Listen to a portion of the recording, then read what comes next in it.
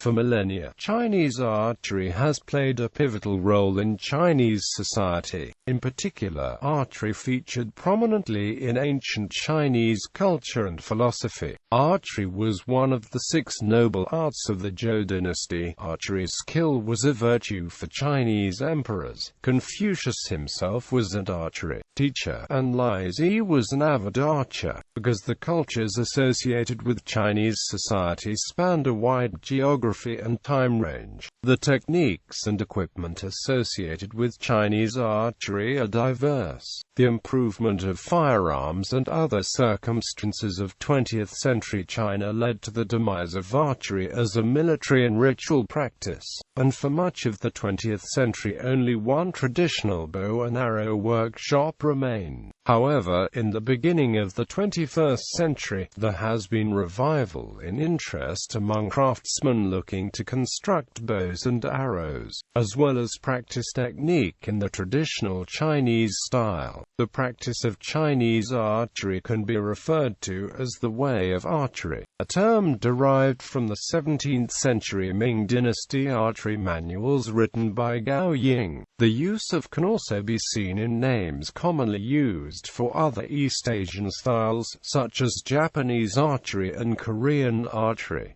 Use and practice. In historical times, Chinese people used archery for hunting, sport, rituals, examinations, and warfare.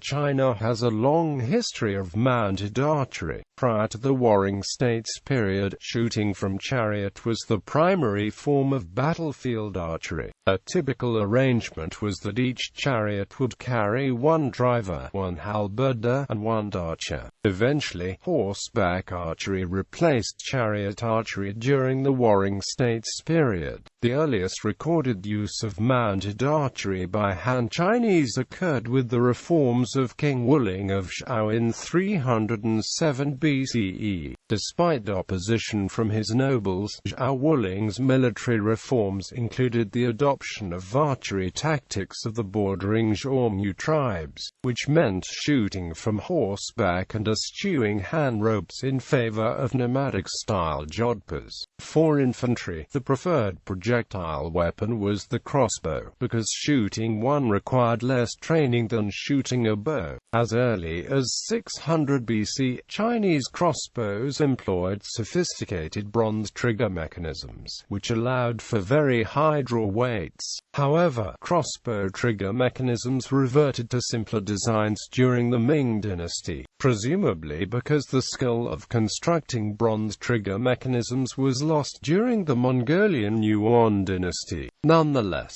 infantry archery using the bow and arrow still served important functions in training as well as naval battles. Ritual and examination in the Zhou dynasty. Nobles regularly held archery rituals which symbolized and reinforced order within the aristocratic hierarchy. The typical arrangement involved pairs of archers shooting at a target in a pavilion, accompanied by ceremonial music and wine. In these rituals, shooting with proper form and conduct was often more important than simply hitting the target. Ritual archery served as a counterpoint to the typical portrayal of archers, who were often skillful but brash. Confucius himself was an archery teacher, and his own view on archery and archery rituals was that a refined person has no use for competitiveness. Yet if he cannot avoid it, then let him compete through archery. Although civil archery rituals fell out of favor after the Zhou dynasty, examinations inspired by the Zhou-era rituals became a regular part of the military syllabus in later dynasties such as the Han, Tang, Song, Ming and Qing. These exams provided merit-based means of selecting military officials. In addition to archery on foot, the examinations also featured mounted archery, as well as strength testing with specially designed strength testing bows. Football and archery were practiced by the Ming emperors. Equestrianism and archery were favorite pastimes of He Suonen, who served in the Yuan and Ming militaries under Honggu. Archery towers were built by Zhang Tong Emperor at the Forbidden City.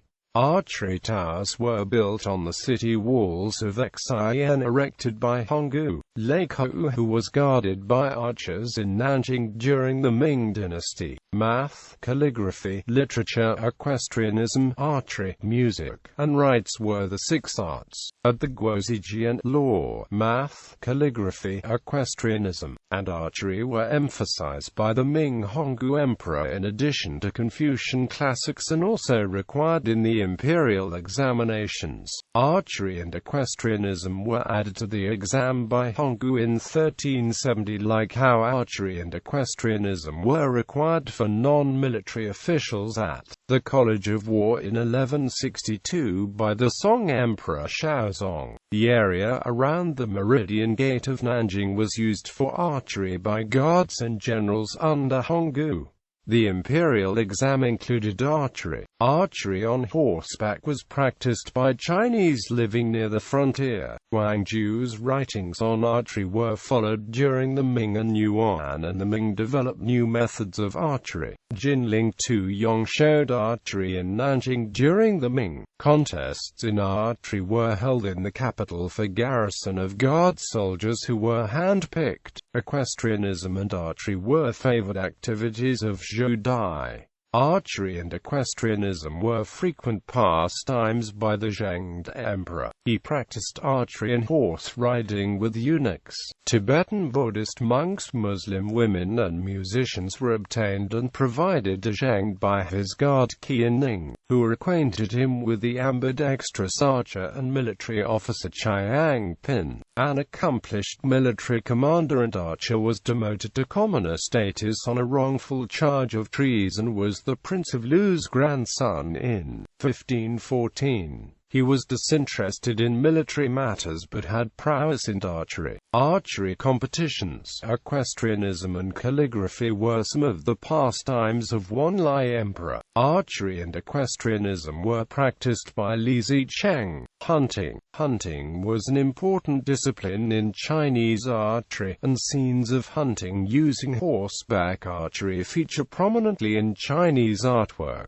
Aside from using normal bows and arrows, two distinct subgenres of hunting archery emerged: fowling with a pellet bow and waterfowling with a tethered arrow. Shooting with a pellet bow involved using a light bow with a pouch on the bowstring designed to shoot a stone pellet. The discipline of shooting the pellet bow was allegedly the precursor to shooting with the bow and arrow, and the practice of pellet shooting persisted for many centuries. By contrast, hunting with a tethered arrow was featured in early paintings, but seemed to have died out before the Tang Dynasty decline. In contrast to Korean and Japanese archery, the circumstances of 19th and 20th century China made it difficult for Chinese archery traditions to be directly transmitted to the present day. Military use of firearms began in the Ming Dynasty, and general use of gunpowder weapons as early as the Song Dynasty. Despite this adoption, bows and crossbows had remained an integral part of the military arsenal because of the slow firing rate and lack of reliability in early firearms. This situation changed near the end of the Qing dynasty, when the availability of reliable firearms made archery less effective as a military weapon. As such, the Guangxu Emperor abolished archery from the military exam syllabus in 1901. Between the collapse of Imperial China in 1911 and beginning of the Second Sino-Japanese War, there was a short-lived effort to revive traditional archery practice. After World War II, traditional bowmakers were able to continue the craft until the Cultural Revolution, when circumstances forced workshops such as Duyuan had to suspend the manufacture of traditional Chinese bows. Modern reconstruction and revival. In 1998, Zhu Yuanhao resumed bow-making and until recently was the only active workshop constructing bows and arrows in the traditional Chinese style. However, with the dedicated efforts of craftsmen, researchers, promoters and enthusiasts, the practice of traditional Chinese archery has been experiencing a revival in the 21st century. Starting in 2009, they have established an annual Chinese traditional archery seminar. Through new understanding and reconstruction of these archery practices, the goal is to create a new living tradition for Chinese archery. Hanfu enthusiasts have also revived the traditional archery ritual technique. Many variations in archery technique evolved throughout Chinese history, so it is difficult to completely specify a canonical Chinese style. The Han Dynasty had at least 7 archery manuals in circulation, and the Ming Dynasty had at least 14 different schools of archery and crossbow theory, and the Qing Dynasty saw the publication of books from over 14 different schools of archery. The commonality among all these styles is that they placed great emphasis on mental focus and concentration. The style of draw that is most commonly associated with Chinese archery is the thumb draw, which was also the predominant draw method for other Asian peoples such as the Mongolians, Tibetans, Japanese, Koreans, Indians, Turks and Persians. However, during earlier periods of Chinese history, the three-finger draw was common at the same time that the thumb draw was popular. Furthermore, the various styles of Chinese archery offered different advice on other aspects of shooting technique. For example, how to position the feet, what height to anchor the arrow, how to position the bow hand finger, whether to apply tension to the bow hand, whether to let the bow spin in the bow hand after release, as well as whether to extend the draw arm after release. In addition, the various Chinese styles used a variety of draw lengths. Literature, art and photographs depict Chinese archers placing the draw hand near the front shoulder, near their cheek, near their ear, or past the face. The dichotomy between ritual examination archery technique and battlefield archery technique provides a significant example of the contrasts between different Chinese styles. Guangzhou, an author from the Tang Dynasty, favored a ritual examination style which involved a post-release follow-through where the bow spins in the bow hand, and the draw arm extends straight back. By contrast, certain authors such as Zheng Gonglang, Li Chengfen and Gao Ying eschewed aesthetic elements in favor of developing a more practical technique. Bows. Historical sources and archaeological evidence suggest that a variety of historical bow types existed in the area of present-day China. Most varieties of Chinese bows were horn bows, but long bows and wood composites were also in use. Modern reproductions of Chinese-style bows have adopted shapes inspired by historical designs. But in addition to using traditional construction methods, modern craftsmen and manufacturers have used modern materials such as fiberglass, carbon fiber and fiber-reinforced plastic. The following sections highlight the current understanding on some of the major design categories for Chinese bows. Scythian-style hornbows. Hornbows of this style tended to be asymmetric and adopted a distinct curvy deflex-reflex profile. Archaeologists have excavated examples of Scythian-style bows dating to the Eastern Zhou dynasty from the Sub-Scythian Yanghai sites.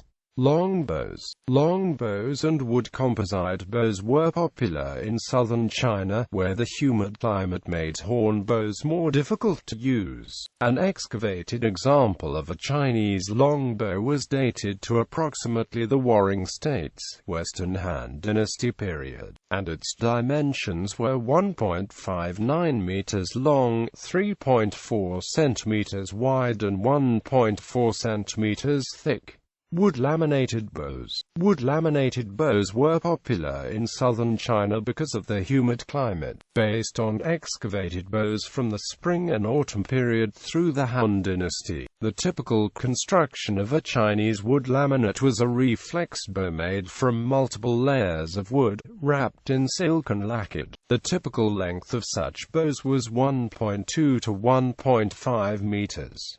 Long scythe horn bows. Bows with long scythes were popular in China from the Han Dynasty through the Yuan Dynasty. The design shares similarities with Hunnic horn bows. The Nia, Gansu and Khotan bows are examples of long scythe bows dating from the late Han to Jin time period. During this period, the scythes tended to be long and thin, while the working sections of the limb were short and broad. However, during the Yuan period, long scythe bows tended to have heavier scythes and narrower working limbs than the Han, Jin era predecessors. Ming Dynasty horn bows. Shorter bow designs became popular during the Ming Dynasty. Wuberg describes several bow styles popular during the Ming Dynasty. In the north, the short scythe bow, grooved bridge bow, and long scythe bow. In the south, the Chenzhou bow, short scythe bow, as well as bamboo composite bows finished with lacquer. The Kai Yuan bow was used in all parts of Ming China. The small scythe bow differed from earlier Chinese designs in that its scythes were short and set at an angle forward of the string when at rest. Its design is possibly related to the Korean horn bow. The Kai Yuan bow was a small to medium-sized bow which featured long scythes, and it was the bow of choice for high-ranking officers. Wu Bei Lao Lu, another classic Ming Dynasty military manual, depicts a set of bows that is distinct from those discussed in Wuberg. These include the general-purpose bow, the big scythe bow, and the Taiping village bow. Although Ming bows have been depicted in literature and art, archaeologists have yet to recover an original Ming bow sample. Qing Dynasty horn bows. The Manchurian bow design became popular in China during the Qing Dynasty. In contrast to other Asiatic composite designs, Qing horn bows were large and featured long, heavy scythes with prominent string bridges. The general principle behind this design was to trade arrow speed in favor of stability and the ability to efficiently launch long and heavy arrows, which sometimes exceeded 1 meter in length. The Manchurian bow has influenced modern-day Tibetan and Mongolian bow designs, which are shorter versions of the Qing horn bow. Draw hand protection. Because Chinese archers typically used the thumb draw, they often required thumb protection in the form of a ring or leather guard. In historical times, thumb ring materials included jade, metal, ivory, horn and bone. Because of the importance of archery, the significance of thumb rings extended beyond the battlefield. Rings were commonly worn as status symbols, and up until the end of the Han Dynasty, they were also sacrificial burial objects. Although the archaeological record for Chinese thumb protection is incomplete, the designs of excavated and antique rings suggest that a variety of designs became popular over time. The earliest excavated Chinese thumb ring came from the Shang Dynasty tomb of Fuhao. The ring was a slanted cylinder where the front, which contained a groove for holding the bowstring, was higher than the back. An excavation of the Marquis of Jin's tomb in Kuo County, Shanxi revealed a Western Jojade thumb ring, which had a lip design but featured Tao-Ti decorations similar to the Shang Dynasty Fuhao ring. For the Warring States period through the Han Dynasty, excavated rings typically had a lip design with a distinctive spur on the side. Rings from the Qing Dynasty were round cylinders or D-shaped cylinders. Apart from the above examples, describing thumb ring designs from other time periods is difficult. For example, thumb rings are absent from the archaeological record between the Han and Ming dynasties, even though contemporary literature indicates that Chinese archers were still using the thumb draw. Moreover, evidence suggests a variety of ring shapes were popular during the Ming Dynasty. Li Chengfen's archery manual advocated using rings with oval openings, and Gao Ying's archery manual described the use of lipped rings and contained illustrations depicting an archer using a lipped ring. To date, however, the only recovered rings that purport to be from the Ming Dynasty have cylindrical designs that are different from Qing thumb rings. To date, there are very few excavated examples of draw hand protection for Chinese archers using the three-finger draw. However, Xinding San Li 2 depicts a tab made of red reed for protecting the index, middle and ring fingers while pulling the string. Legends about archery permeate Chinese culture. An early tale discusses how the Yellow Emperor, the legendary ancestor of the Chinese people, invented the bow and arrow. Another myth was Hu Yi shooting the sun. Other myths also feature Hu Yi battling an assortment of monsters using his cinnabar red bow. There once was a man named Chain who lived in a village at the foot of a mountain. One day he was attacked by a rabid rabbit. To save himself he took the branch of a tree and the sinew of a nearby dead deer, and he picked up a stick off the ground and using his new contraption fired the stick and killed the rabbit. When he returned he was hailed as a hero by the village and made king.